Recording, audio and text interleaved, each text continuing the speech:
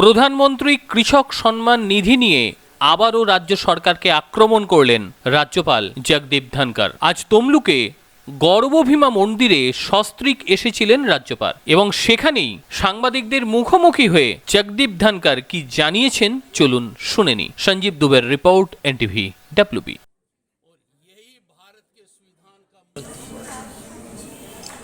पूरे देश के किसानों को कोई नहीं बचा है।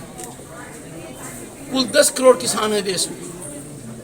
उसको जमीन छोटी हो चाहे ज्यादा हो, छोटा किसान हो, कम जमीन हो चाहे ज्यादा जमीन हो, हर किसी को केंद्रीय स्कीम पीएम किसान के तहत 6,000 रुपये साल के मिलते हैं। अब तक 14,000 मिल चुके हैं। 14,000 मिल चुके हैं अब तक। हर किसान को पूरे देश में उसके खाते में सीधे 14,000 रुपये मिले, बिना किसी कमीशन के, बिना किसी बिचौलिए के, बिना किसी कट के सीधे मिले। पश्चिम बंगाल के 70 लाख किसानों को ये नहीं मिला है। उनको एक पैसा भी अब तक नहीं मिला है।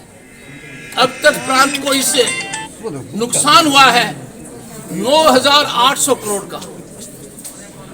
अन्नदाता के पेट पर इतनी बड़ी लात, अन्नदाता को 9,800 करोड़ से वंचित रखना किस लिए? जानकारी न देना। आपके राज्यपाल ने लगातार प्रयास किया है, लिखित में आगाह किया है, उनका जवाब न देना ये ठीक नहीं है। मैं आग्रह करूंगा, ये पश्चाताप की घड़ी है, ये प्रयासचित की घड़ी है। अन्नदाता के पेट पर लात मारी गई है, अन्नदाता से माफी मांगनी चाहिए। हमारी गलती की वजह से जिन लोगों का कार्य था, ये कौन सा संघर्ष हुआ केंद्र और राज्य के बीच में, जहां जनता को आप पीस देते हैं, जनता को लाभ नहीं मिल पाता है, जनता को नुकसान करना पड़ता है। We should avoid confrontation. Bharat का संविधान इसकी इजाजत नहीं देता है। मेरी याचना है, मेरी कामना है, मेरी प्रार्थना है, मेरी हाथ जोड़कर विनती है, राजनीति किसी भी तरीके से करें, राजनीति के अंदर जनता का हित नहीं होना चाहिए। जो भी देश में प्रांत की और देश की स्कीम्स हैं, जनता को भरपूर फायदा मिलना चाहिए। उनमें किसी प्रकार का अवरोधक पैदा करना, कटौती पैदा करना, कमी करना is not good politics, it is bad economics। मैं बहुत इस विषय पर नहीं कहना चाहूँगा, सिर्फ इतना कहकर आप लोगों को ये कहूँगा, पत्रकार बंधुओं, प्रजातांत्रिक व्यवस्था में आपकी बहुत बड़ी भूमिका है। प्रजातांत्रिक व्यवस्था में आप अपने काम में कमी करेंगे, आपको बहुत कष्ट बाद में होगा। You are fourth pillar of democracy. अरे भाई तुम मेरा मन नामाओ कई बार একটু परेशान होता है। কথা শুনছো নাকি? আমি ঠেলে দিলে হবে? কথা बोले मानने वाला पीछे हो जाइए। जब सब सुन रहे हैं तो आपको सुनना चाहिए।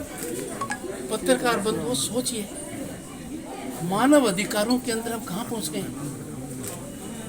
जिन लोगों ने न्यायालय में दरखास्त लगाई है, न्यायालय में जाना सबका अधिकार है। बड़े से बड़े व्यक्ति के खिलाफ, बड़े से बड़ी व्यवस्था के खिलाफ आप न्यायालय में जा सकते हैं। पुलिस उनसे पूछ रही है हम न्यायालय में क्यों गए, किस आधार पर गए? ऐसा तो इमरजेंसी के कालीन समय में भी नहीं हुआ था। बरख पर पुलिस ऐसा कर रही है। मैंने सरकार को चेताया है, this is assault on our system. जिस दिन पुलिस आपको पूछेगी कि आप कोर्ट में क्यों गए हैं, वो प्रजातांत्रिक व्यवस्था का आखिरी दिन होगा। क्यों हम उसके कगार पर पहुंचे हुए हैं और आप लोग जब चुप रहते हैं, आपकी चुप्पी से मैं बहुत परेशान हूँ। आपकी आंखों में मैं कई बार डर भी देखता हूँ, मैं उससे भी बहुत परेशान हूँ। राज्यपाल की हैसियत से आप मेरे से कुछ भी प्रश्न पूछ सकते हैं, पर क्या आप उनसे प्रश्न पूछ सकते हैं जिनको जवाब देना है। 2021 में हम सबको नई शुरुआत करनी चाहिए। पीछे की घटनाओं को भूलकर we must write on a clean slate, ताकि 2001 का जो महायज्ञ है, प्रजातांत्रिक व्यवस्था का सबसे बड़ा यज्ञ है, उसमें आम नागरिक के किसी भी अधिकार पर कोई कुठाराघात न हो। कई लोग मेरे से प्रश्न करते हैं, राज्यपाल जी संभव कैसे होगा? ये संभव होगा सबसे पहले आम मतदाता जागरूक हो, पत्रकार जागरूक हो। और मैं ये कहना चाहता हूँ, सरकारी तंत्र का काम राजनीति करना नहीं है, सरकारी अधिकारी का काम राजनीति करना नहीं है। Public servant can not be a political worker. Public servant का काम है पब्लिक का काम करना। भारत के संविधान के तहत निर्मित नियम क्या कहते हैं? Public servant will have to be politically neutral.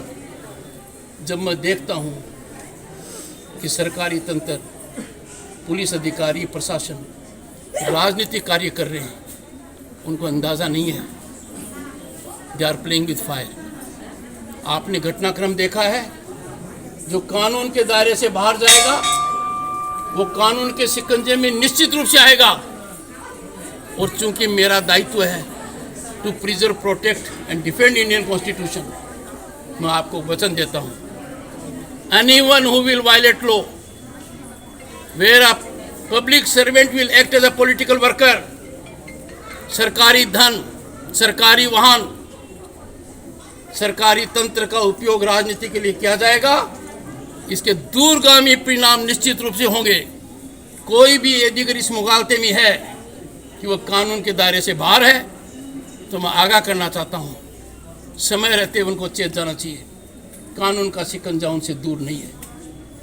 आप सबको एक बार फिर बहुत बहुत शुभकामनाएं।